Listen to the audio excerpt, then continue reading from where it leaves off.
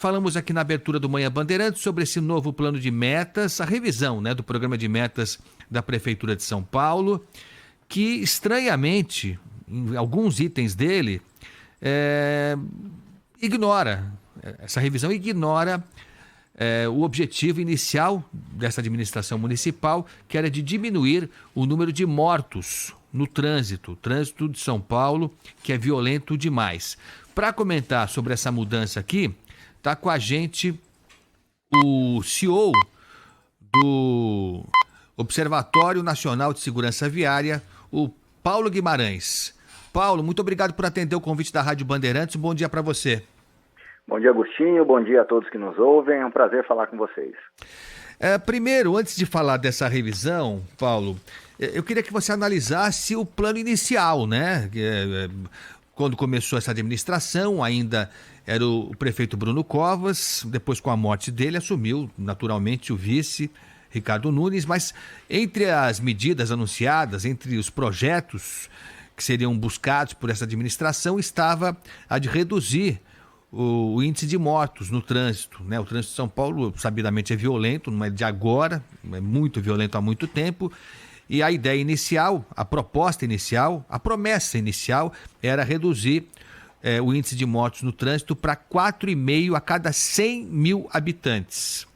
Era uma proposta ousada. Qual é a nossa situação? Esse número de 4,5, se de fato fosse atingido ou for atingido a cada 100 mil habitantes, é um número compatível com grandes capitais do mundo, Paulo? Bom, Agostinho, vamos só contextualizar um pouco da onde saem esses números, da onde são propostas essas metas. Existe um acordo global, composto por mais de 150 países, de promover ações, né, isso promovido pela ONU, por meio da Organização Mundial de Saúde, onde todos esses países se comprometeram a atingir metas de redução no número de vítimas no trânsito. Inicialmente, numa primeira década mundial de ações, que foi de 2011 a 2020, a proposta era que se reduzisse em 50%, né, de 2011 a 2020, a projeção dessas vítimas. Os países não atingiram essa meta, e essa meta foi renovada pela ONU até 2030. E no Brasil existe um plano nacional chamado Plano Nacional de Redução de Mortes e Lesões no Trânsito, que é o PENATRANS.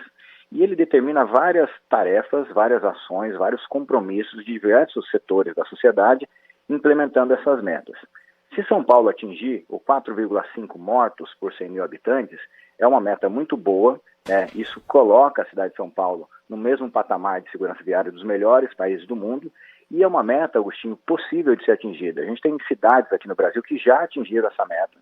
Por exemplo, né, São José dos Campos, que é uma cidade aí do interior de São Paulo, está bem próximo disso e tem uma condição de segurança no trânsito muito adequada, assim como outras cidades que já conseguiram atingir essa meta. Então, com relação ao primeiro plano, o primeiro plano ele estava adequado, né, ele estava na direção do que aponta as melhores práticas globais, os compromissos que o país assumiu para a redução dos mortos, para melhorar a segurança no trânsito de uma forma geral no país, e eram compromissos factíveis, né? Eles eram possíveis de ser atingidos. Essa revisão do plano realmente não está adequada, e não ter meta, a gente falar em ações e não em metas, não é adequado, e isso, para qualquer planejamento, não só de trânsito, mas para qualquer área, isso não é praticável. Agora, Paulo, eu queria aprofundar um pouco mais, né? Porque você falou que, então, essa meta estabelecida inicialmente, que agora foi ignorada, né? Foi abandonada, de 4,5 mortos a cada 100 mil habitantes, mortos no trânsito, que era uma meta importante, seria um avanço significativo e possível. E você citou que algumas cidades aqui do Brasil já alcançaram. Você citou São José dos Campos.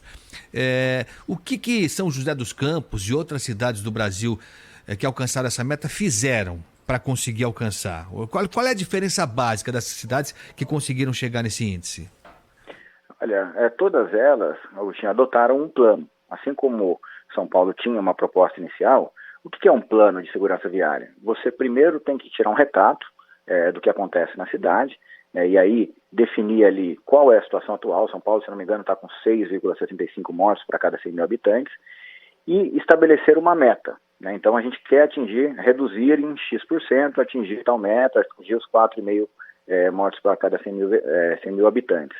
E para desenvolver, para atingir essa meta, aí sim são desenvolvidas ações que precisam ter continuidade, né? Isso é um elemento importante, e a gente vê nessas transições governamentais que acontecem muita descontinuidade nos projetos de segurança viária. São Paulo passou por isso, né? Uma discussão grande aí nos últimos anos sobre, por exemplo, regulamentação de velocidade e a estruturação desses planos, né? Então a gente tem um programa de segurança viária onde são estabelecidas essas metas e aí a gente pluga nesse programa ações, né, que vão nos 3 campos principais da área de trânsito. Ações de engenharia, né, melhorando a condição das vias, complementando sinalizações. Por exemplo, a implementação da faixa azul é uma iniciativa importante no campo da engenharia.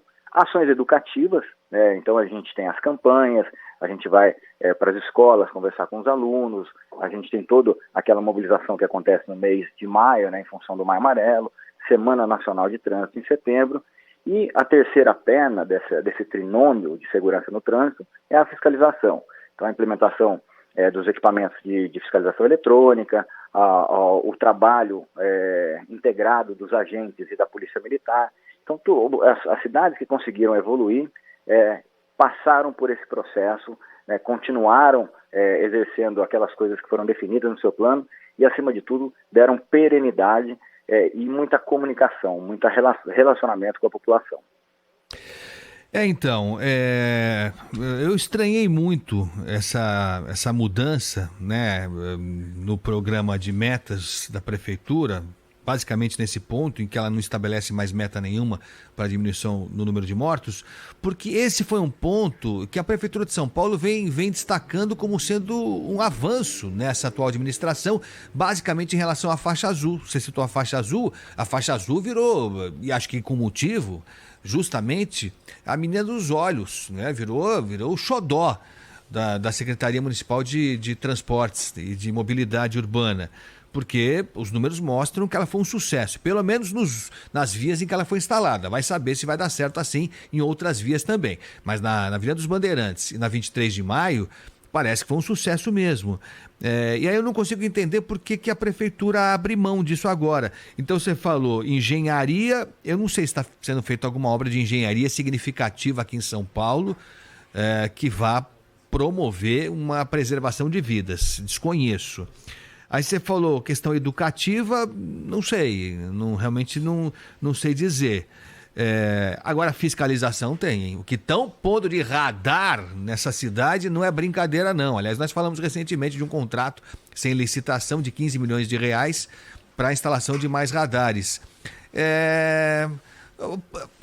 A prefeitura, quando ela anuncia, tudo bem que não foi meio na surdina, né, essa mudança no novo plano de metas, mas quando ela se permite ignorar, dizer assim, claramente ela está dizendo, olha, nós não temos mais meta de reduzir mortes no trânsito. Isso significa o quê? Que ela não tem receio de que isso provoque uma reação, as pessoas também não cobram isso, o cidadão comum não cobra, tem que ter meta de redução de mortos, porque o que a prefeitura diz aqui é que vai recapear mais vias, vai reformar escolas, que são assuntos também que são sensíveis. Mas quando a prefeitura se permite ignorar esse ponto da redução de mortos no trânsito, isso significa o quê, Paulo? Olha, Agostinho, meta é de resultado. A gente não pode ter meta de execução, a gente tem que ter sim uma programação, uma perspectiva de execução. Então, por exemplo, o que foi mudado de um plano para o outro? Tirou-se essa meta de redução dos índices de mortes por 100 mil habitantes e substituiu por uma meta de execução de 18 grandes ações em prol da segurança no trânsito. Meta e não com execução. A execução é o caminho, né? A meta é o destino. O que me parece? É difícil para a gente que tá de fora, né, apontar aí motivações. Mas o que geralmente acontece, e pode ser um indicativo do que está acontecendo em São Paulo, é um distanciamento entre o corpo técnico e o corpo político. Porque a CET São Paulo sempre foi e continua sendo uma grande referência nacional em trabalhos técnicos, em desenvolvimento de engenharia de tráfego. Então, o que me parece, eu não quero ser leviano para fazer esse tipo de apontamento, mas já vi acontecer várias vezes, é um distanciamento entre a equipe técnica e a equipe política, né, o gestor político. Então, me parece que a parte política da cidade não quer se comprometer com as metas para poder não ser depois cobrado lá na frente, ainda mais é o ano que vem, que é um ano, né? Todo ano para, a gente tem ano eleitoral, então se aproxima do ano eleitoral, o prefeito deve buscar uma reeleição e talvez esteja com receio de se comprometer com algo que tenha dúvida se consegue atingir. Eu, na minha opinião pessoal, acho que São Paulo tem sim condição de atingir essas metas, tem um trabalho técnico excepcional, referência no país, então me parece que é um distanciamento entre a técnica e a política.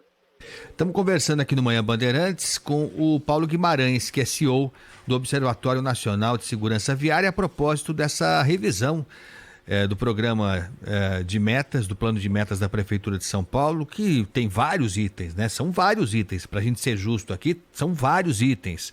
Fala em reformar escolas, fala em novos corredores para motos, tem uma série de itens, a gente pode até depois detalhar cada um desses pontos, mas assim, chama atenção porque houve um prejuízo, claramente essa revisão em alguns pontos foi para pior, e basicamente nesse em que a prefeitura agora não estabelece compromisso nenhum de reduzir o número de mortos no trânsito. Você falou, Paulo, em não se comprometer com metas que talvez não possam ser alcançadas. Parece que é o caso também de um outro item aqui que tem a ver também com o transporte, porque o plano inicial prometia, colocava claramente que a meta da prefeitura seria implantar 4 novos terminais de ônibus. E aí trocaram esse implantar 4 novos terminais de ônibus para viabilizar a implantação. É diferente viabilizar a implantação do que implantar de verdade, né, Paulo? É um jogo de semântica, mas que no final resguarda o político desse compromisso, porque viabilizar a implantação pode ser conseguir um licenciamento, a área e reserva orçamentária para isso. Se a gente tiver reserva de área, tiver projeto e dotação orçamentária, está viabilizado. Isso é totalmente diferente de entregar um terminal de ônibus pronto. Então, às vezes, uma pequena palavra ou alguma coisa relacionada à semântica muda bastante o grau de compromisso que as autoridades têm com a população.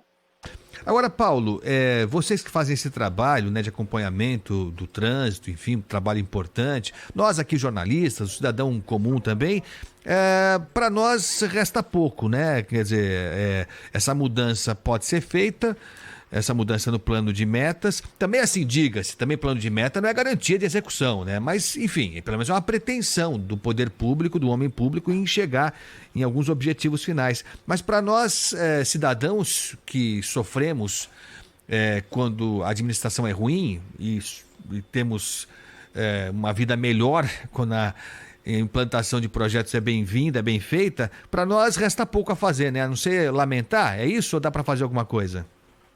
Olha, a gente tem várias entidades da sociedade civil organizada que se mobilizam contra esse tipo de mudança de rumo, né, de mudança de compromisso.